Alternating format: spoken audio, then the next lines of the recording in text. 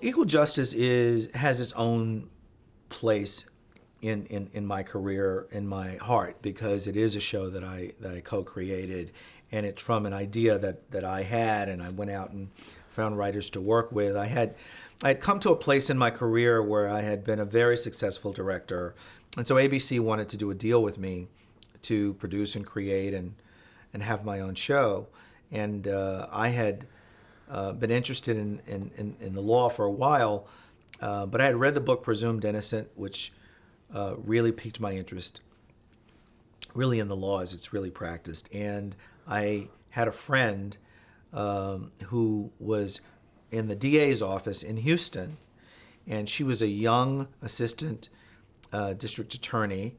And I remember going down there and talking to her and meeting some of the people who were working with her, meeting her boss, and seeing what that world was like firsthand. And I thought I really want to do a show about this. This fascinates me, this world. And so I came back and worked with Chris Knopf and David Simons to create the show. And we were really lucky. I thought we had a really terrific cast on that show.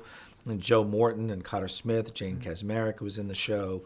Sarah Jessica Parker, once again, I gave her her first adult role in A Year in the Life, but now she joined me on that show as well, playing a young DA. Deborah Ferrantino, Barry Miller was in the show.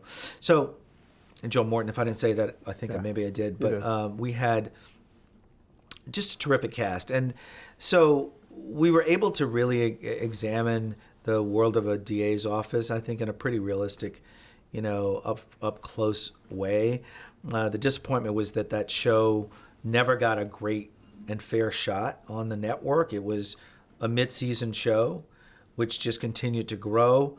And then we got booted off the fall season the next year. We didn't come back in the fall. We came back as a mid-season show again, which was just a disservice to the show. So the audience had to sort of drop and try to pick up. And then when we came back on the air, I think it was in the middle of the first Gulf War. So a lot of distractions, but the show had a tremendous following, and I think we were able to do some really great episodes, and and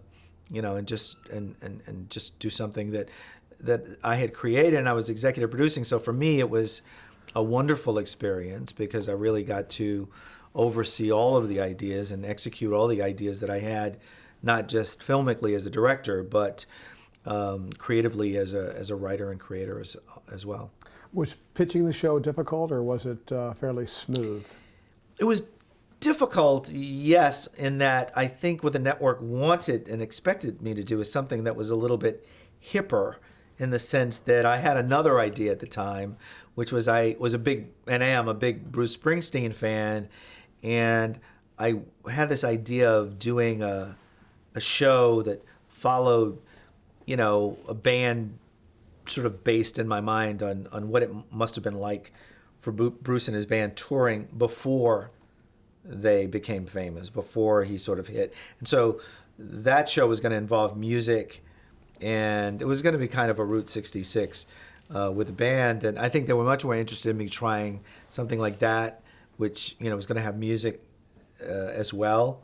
And we wrote both scripts, but this is the project that came in first and best, and they allowed me to do it. So, it was great. It was great that I got to do it.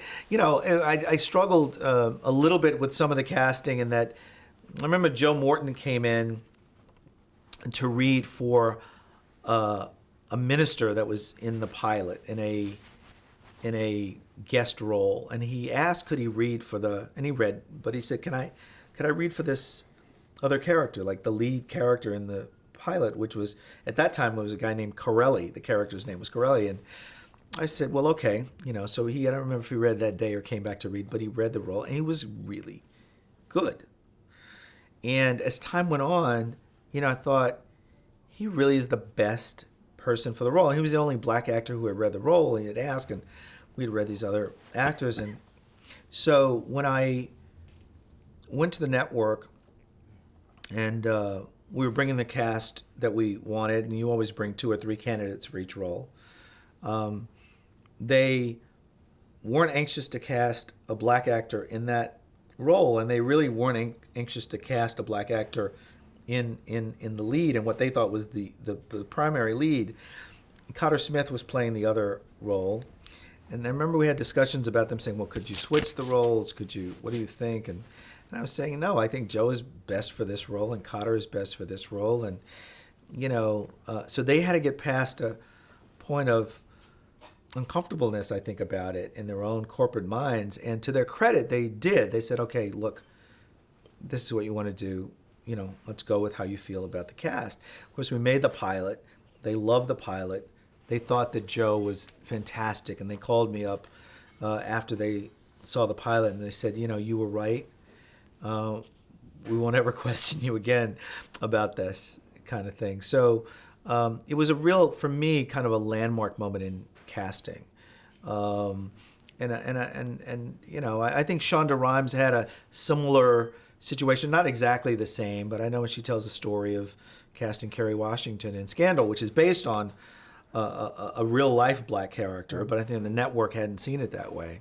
We still have to deal with those preconceptions or those ideas about what a lead actor is. No matter how many times that wall is broken down, you still sort of come up against it. But that was my experience with it. And as I say, luckily, it turned out great for the show, and the network stood by good casting.